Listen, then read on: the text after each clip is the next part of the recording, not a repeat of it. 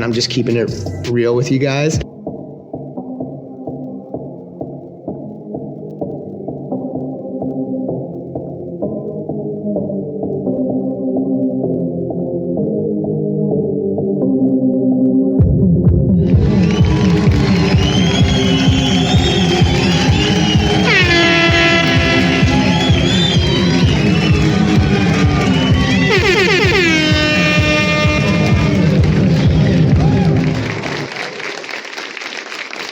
Welcome back, ladies and gentlemen. Welcome back. I'm your host, Mike Stark, ladies and gentlemen. Welcome back. Ladies and gentlemen, welcome back to the Keeping It Real podcast, the entertainment podcast where I rant, rate, and review movies, TV shows, and music. Today on the podcast, I'm here to discuss Death of a Unicorn. This entire nature preserve was donated by the Leopolds. It's truly untouched by man. Spotted any big game on the way in. The fuck was that? Must be moose mating season or something.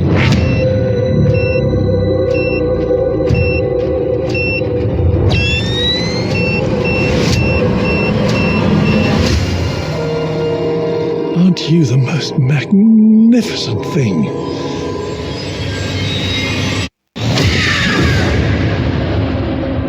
Unicorns used to be seen like these divine monsters because people fully believe that they could heal literally anything. It's an opportunity for immortality. We have a moral imperative to harvest every last one.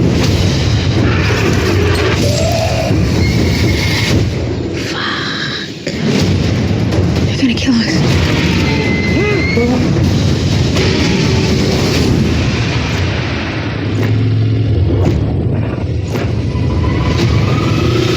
Don't move. Called it. There's no negotiating with monsters. Here on the Keeping It Real podcast, I have a rating system A through F. A is a perfect movie, needs no changes. B is a good movie, needs some changes. C is a good movie, needs lots of changes, maybe a one-time watch. D is a bad movie. No amount of changes can save this movie, don't even waste your time.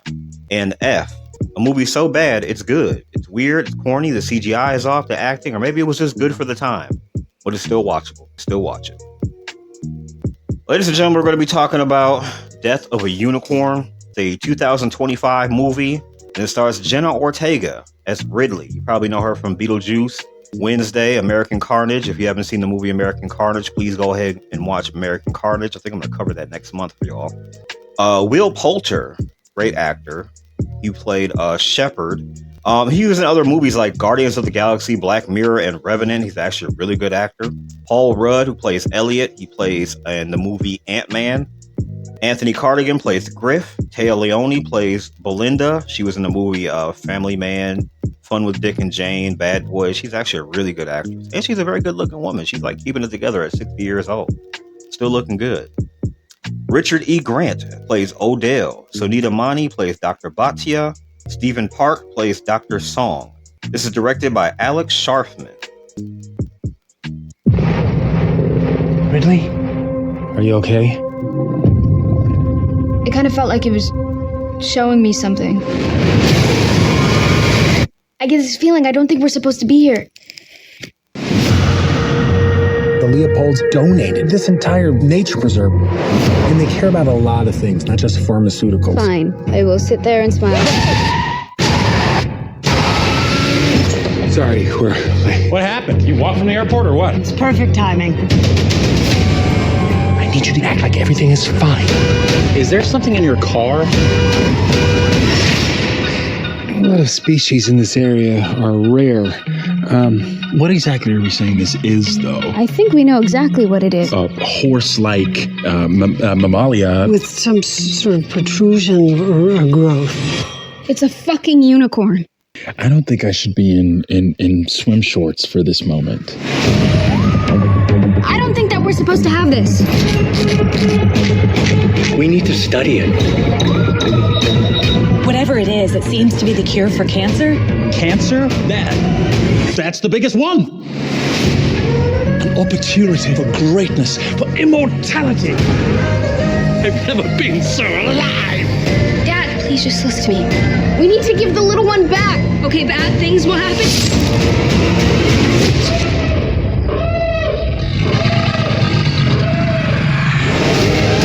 There are two of them? They're gonna kill us. I'll do whatever I have to do to take care of you. You'd retreat in the face of opportunity. That horn was rather girthsome.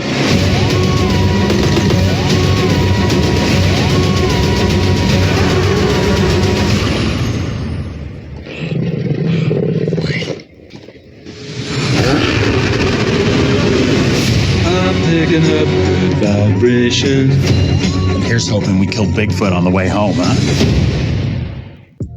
Ladies and gentlemen, let me give you the breakdown.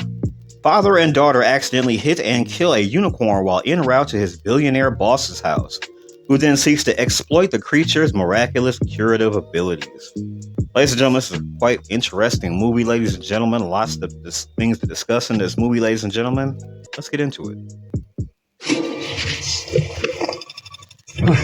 Odell. It's Griffin. Mr. Leopold is expecting you over an hour ago. What? So Didn't you get my texts? No. Oh, roaming. No, let him know that we will literally be there any minute. Elliot, where are you? Yes, yeah, I'm so sorry about this, Mr. Leopold. We, in a whole... You need to slow down. No, I need service. Hello? Hello?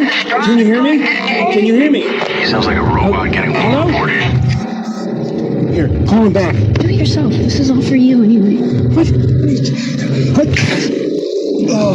Oh my god, using tissue, that's disgusting.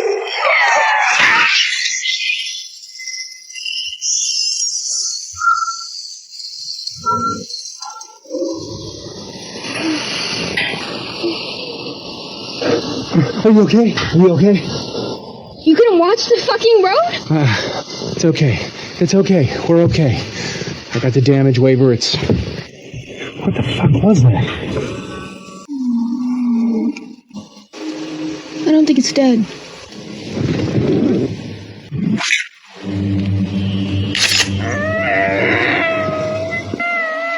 Just wait there.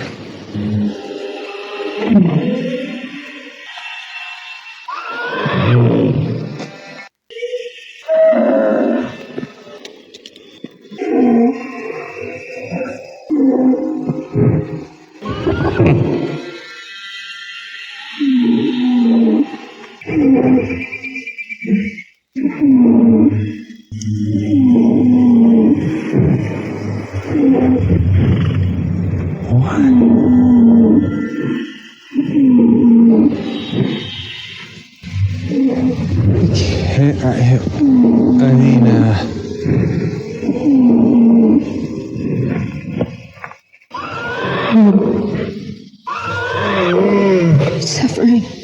You think it's endangered, or we can't just leave it here, right? I mean, fuck! Ranger finds it, then no one uses this road. I'm late, and I'm going.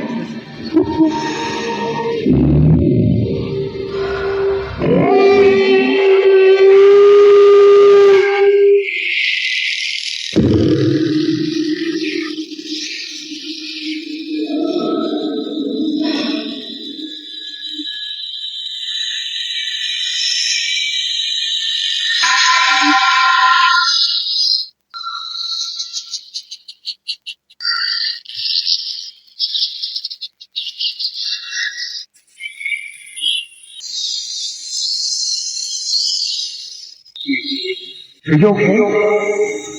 Let go!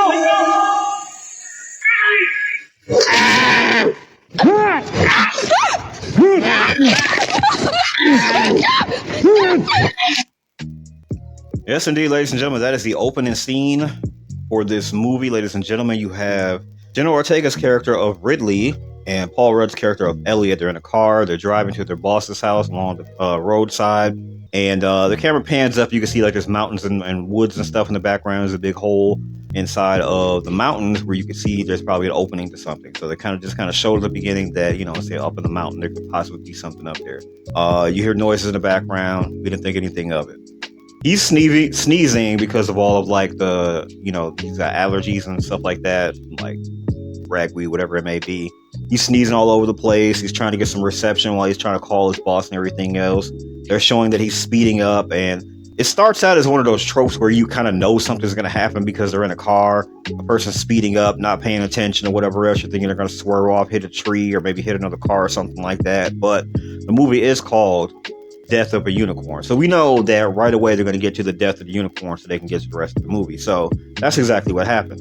He's sneezing, he's speeding up, he's trying to get a signal, and he ends up not paying attention, speeding.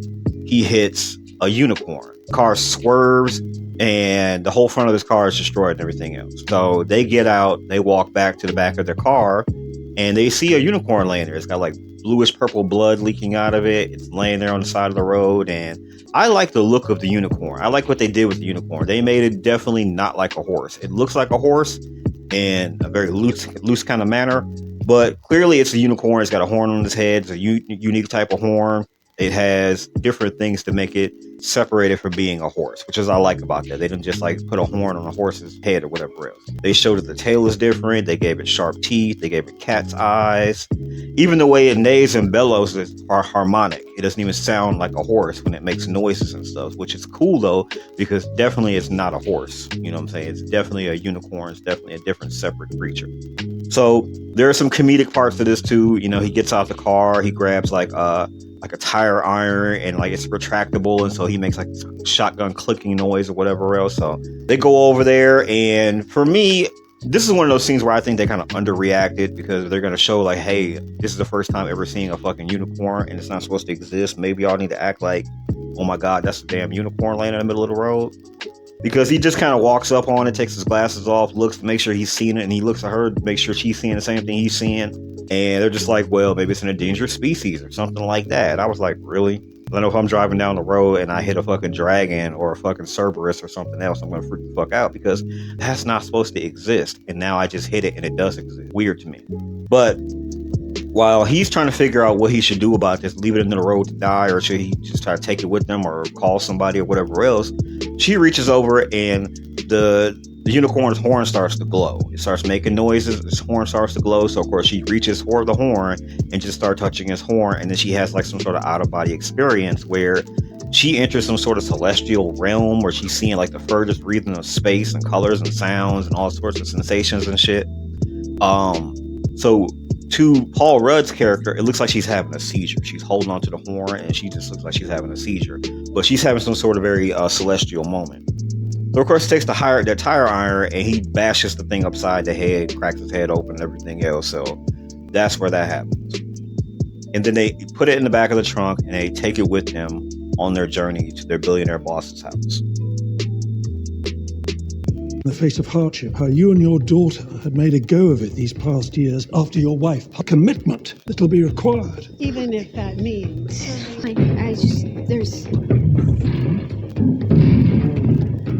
You know, I'm not sure. Have a look. Is there something in your car? What did you say? What? No. Something with your car then. Strike something with a... No. Did you? What's in your car then?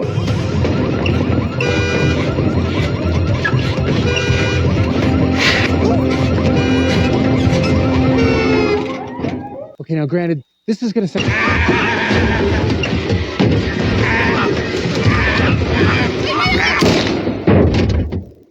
I don't think I should be in swim shorts. is this exact, What exactly is the I think we know. horse-like mammalia, vertebralia? Would that be the correct? Yeah, some sort of protrusion or growth. right, that's my working theory too. Feral horse.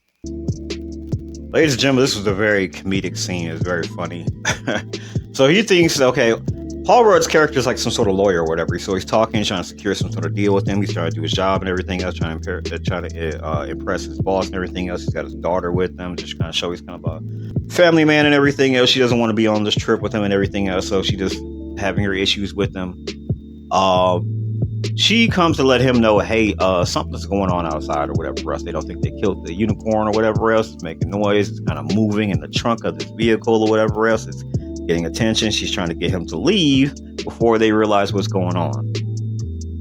So I guess one of the like paramilitary guards or what they have at the house or whatever else wants to look out the window and says, hey, your vehicle is moving. Did you perhaps hit some roadkill or whatever else and bother to kill it or whatever?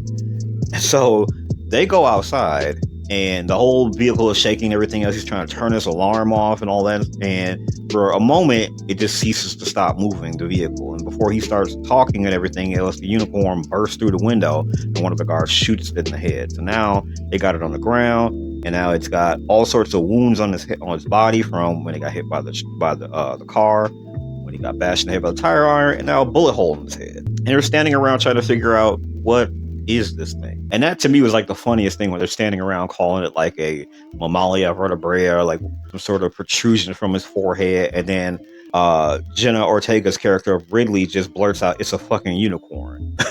Which is something I would have just said. If people are trying to deny the fact that, okay, this is the first time you guys are seeing a fucking unicorn. It's not supposed to exist. It's a fucking unicorn. Like, what are y'all trying to make up what you think this might be or something? Like, they call it a feral horse, some sort of... I mean, they were just trying to make up everything except saying it's a damn unicorn.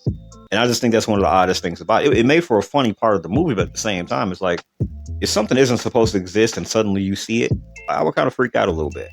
You know what I'm saying? Like, if I just saw a dragon for the first time and it's just laying there, like, I wouldn't be like, maybe it's some sort of mutant fish or something. Oh, it's a fucking dragon. I love that scene. Especially Paul Rudd's character looking confused and everything else, and TÉA Leoni just kind of like playing off of Will Poulter's character, like, I shouldn't be here in like swim trunks to witness this or whatever. Him trying to sound smart and included. He's like, oh, it's some sort of a mammalia. Hilarious. I don't think I should be in swim shorts for this moment. A lot of species in this area are rare. But is this exact, familiar to you? Familiar to us? No. This is new. This doesn't seem novel to you? Yes, it is novel. Now that you mention it. What exactly are we saying this is, though? I think we know exactly what it is. What I can say with total confidence is Elliot here has hit a horse-like mammalia vertebralia. Would that be the correct classification? No, but it is horse-shaped with some sort of protrusion or growth. Right. That's my working theory, too. Feral horse.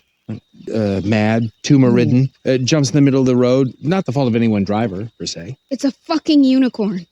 Ladies and gentlemen, it's a fucking unicorn. Like a unicorn. A fucking unicorn.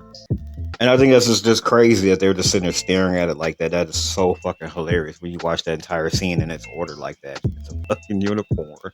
If y'all not to overreact about seeing a unicorn, something that's not supposed to exist, fucking hilarious. That's just absolutely fucking fun, gentlemen. But it begins to kick off from this point. So now they're like, okay, we discovered that it exists and everything else. Like, what are we going to do about that? There are some following scenes where Paul Rudd's character is like, hey, talking to his boss, like, what should we do about it or whatever else? Now they're trying to figure out what are we going to do when it comes to this unicorn.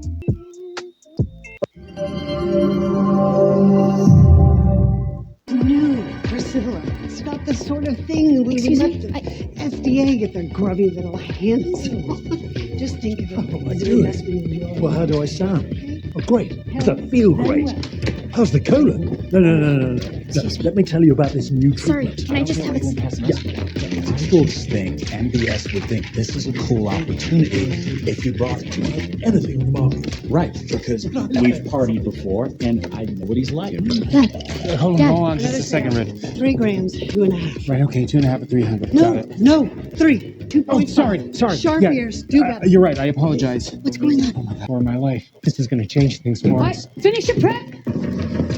Let's bag the beast to go. We're going wheels up, ready to take. So, my boy says the Crown Prince and his cousin are going to want an 8-ball to start. What? I mean, 3.5 grams. It's such an oddly specific number. Yeah, I don't know. Weird, but that's what he said. Wait, is this? What? Every part of the buffalo. Wish I had my bitters from home, but it's an imperfect world. Kampai. Price is the price. Now, I won't be pushed around like some labor leader. Good. My office will call. Look, you're right. This is absolutely delicious. I haven't had this much fun since we launched FinFin in '94. And I thought Ethereum was a good investment, which it was, to be clear. How those numbers looking, Al? I don't know. I think we made a lot. Still plenty of surplus for the family reserves. Fuck yes. We're gonna live forever. This entire nature preserve was donated by the Leopold. It's truly untouched by man. Spot and a big game on the way in. The fuck was that? Must be moose mating season or something.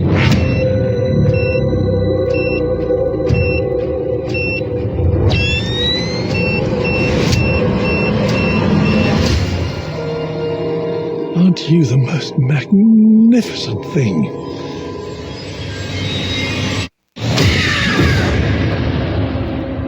Unicorns used to be seen like these divine monsters because people fully believe that they could heal literally anything. It's an opportunity for immortality. We have a moral imperative to harvest every last one.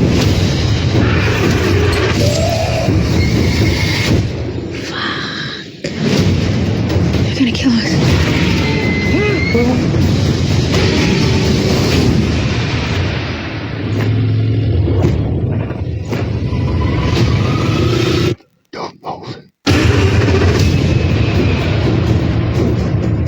Called it. There's no negotiating with monsters.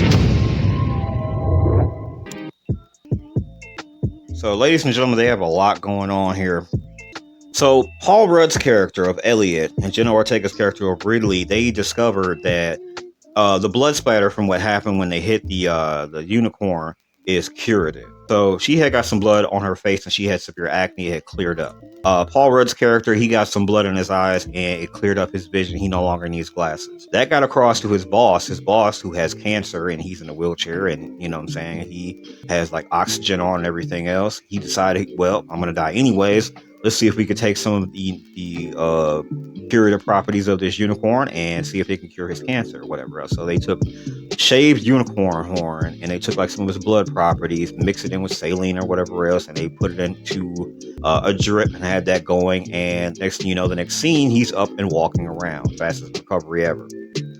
So, of course, him being a multi-billionaire and everything else, he decides, hey, it's not enough to just me be cured and I'm, no longer have cancer, I'm going to live and stuff like that. He's like, hey, I'm going to make big bucks about it. So even after talking to the doctor, Dr. Song, played by Stephen Park, and the other Dr. Bhatia, played by Sunita Mani, they're telling him, hey, we can't replicate unicorn horn. This is like the only unicorn in existence. We didn't even know these things existed or whatever else. He's still trying to figure out, well, we're going to have to go find them and capture them and try to make money off of them by harvesting every single part of their body because we could live forever. So that's when this begins to get out of control and go crazy. And what I thought was really crazy about this is like, okay, Jenna Ortega's character, Ridley, she has been feeling out of sorts about this whole thing since the beginning because she had touched the horn. And like I said, she had this out-of-body experience, whatever she feels connected to this thing. You know what I'm saying? So she's feeling like maybe something's wrong with us, you know what I'm saying, doing this or whatever.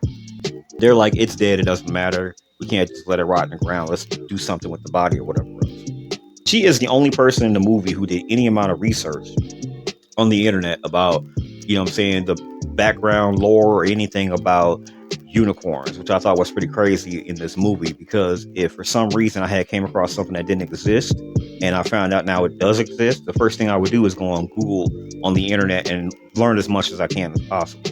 Like I said, if I had to run over a dragon, the first thing I'd be doing is looking up and being like, what if all the information about dragons actually was real? So she does the common sense smart thing to do. She looks up all the background about, okay, unicorns and where they come from, the stories and everything else, because they weren't supposed to exist, but they do now exist. So she finds out these creatures or whatever else are horrifying creatures and everything else. Like, they really will fucking kill you. And like, people have been trying to kill them to, harvest their healing abilities and everything else since the beginning of time. So they've been doing it. So these creatures are up on game. So that's what they decided to go ahead and do. They're already crunching the numbers, trying to figure out how much they're going to make from all of this and everything else and how they're going to do this and all that. And so this is where the movie begins to fall apart for them. And this is really them bringing in like medical personnel and everything else and trying to figure out how can we basically harvest all the curative properties and figure out. They also took them in a room took Ridley and Elliot in a room, and they're checking them because they were the first two people to be cured by this by accident.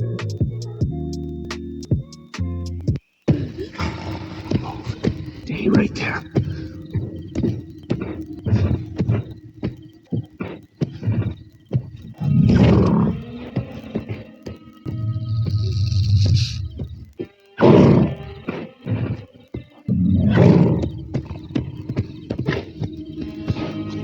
Run inside, okay? I'm not doing this right now. All right, 1, No. 2, Stop counting. 3, go!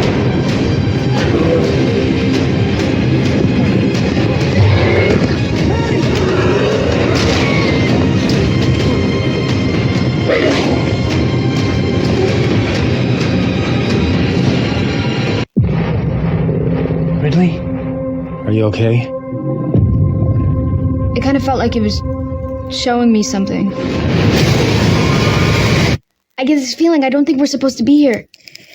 The Leopolds donated this entire nature preserve. And they care about a lot of things, not just pharmaceuticals. Fine, I will sit there and smile. Sorry, we're late. What happened? You walked from the airport or what? It's perfect timing. I need you to act like everything is fine. Is there something in your car? A lot of species in this area are rare. What exactly are we saying this is, though? I think we know exactly what it is. A horse-like mammalia. With some sort of protrusion or growth. It's a fucking unicorn. I don't think I should be in swim shorts for this moment. I don't think that we're supposed to have this. We need to study it. Whatever it is, it seems to be the cure for cancer. Cancer? That's the biggest one.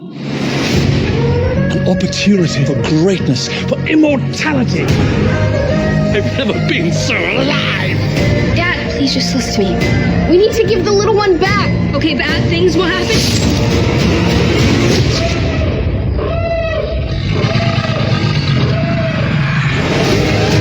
There are 2 of them? They're gonna kill us. I'll do whatever I have to take care of you. You would retreat in the face of opportunity. That horn was rather girthsome.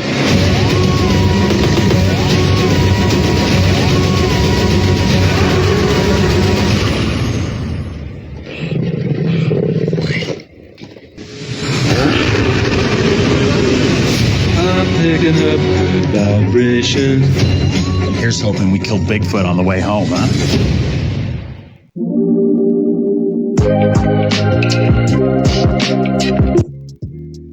So, ladies and gentlemen, this movie had a lot going on with it. So, of course, they cured Robert E. Grant's character of Odell of his cancer and everything else. He decides he wants to go ahead and make a profit off of this and everything else.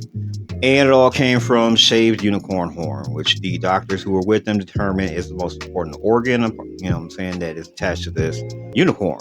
Very powerful thing. So they decided to use that. It cures him. Now you have to figure out how exactly are they going to make profit about this, because they want to be immortal, and also they want to make tons of profit from this and everything else. They want to go ahead and cut the entire unicorn horn off. They're like, okay, we're going to scan it. We're going to cut the unicorn horn off. We're going to figure out how to use as much of it as possible and use as much of this unicorn as possible.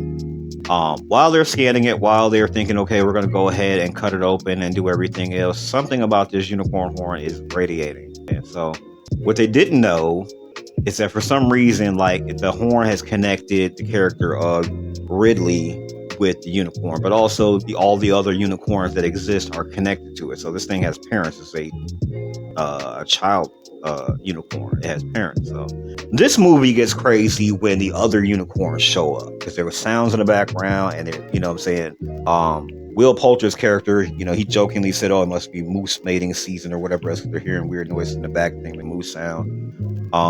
There's a lot of film work in this movie where they show in the background what looks like the Aurora Borealis, like the Northern Lights type of thing or whatever, but it had lightning in it. So you see in the colors in the sky, but there's like lightning in it. So it's like for some reason that was kind of a signal or something that okay, whatever direction that the unicorns come from, it was from that direction. There was something about that.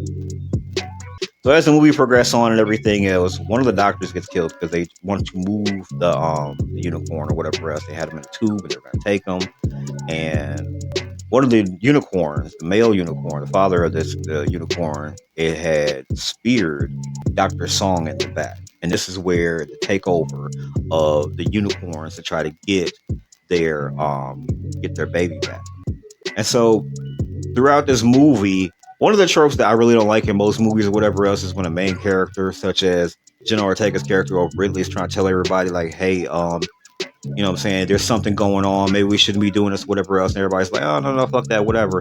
And then later on they're like, oh shit, you were right the whole entire fucking time, and like they didn't listen to her. So of course, like I said, she had went up to the internet, she had did all the research and found out that these are horrifying creatures and that they actually will fuck you up, and they're not like magical pixie horses and shit. Like people that try to kill them for their, horns and their curative abilities in past times. So she seems to be the only person doing the research, and she seems to think, okay, maybe we should just give the unicorn back to the adult unicorns, and that would just end all of it. So of course, this rich family does not want to do that. Nobody wants to do that. In fact, they want to find other unicorns so they can go ahead and kill them and get them.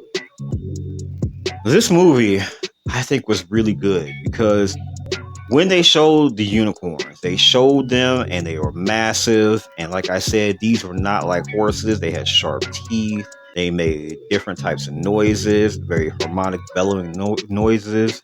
They would growl. They have cat-like eyes.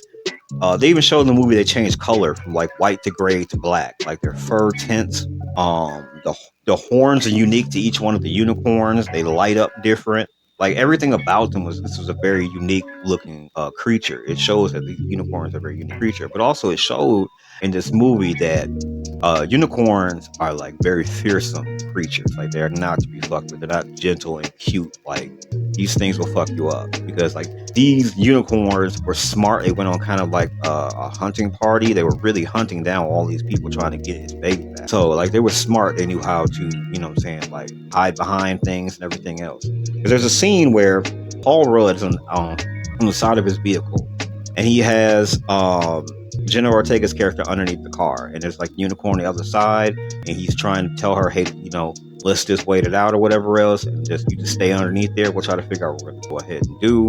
She's like, no, I'm going to bolt for it and get back inside of the house or whatever else. And so she decides to run towards the gate and everything. The horse is running behind her. She gets to the gate. The horse catches up to her. The unicorn catches up to her. The horn starts glowing. It realizes that Jenna Ortega's character Ridley is connected to the child, so it doesn't fully attack her. Very interesting. I just think that the way that they were acting in this movie was incredible, especially going throughout the mansion and hunting down and the kill scenes and everything else. Because when it killed TÉA Leoni's character, they basically ate her guts out. They had grabbed her by her foot, slammed her on the table, and used a sharp teeth to bellow into her guts. One of the unicorns, it kicked Shepard, Will Poulter's character of Shepard, in the head.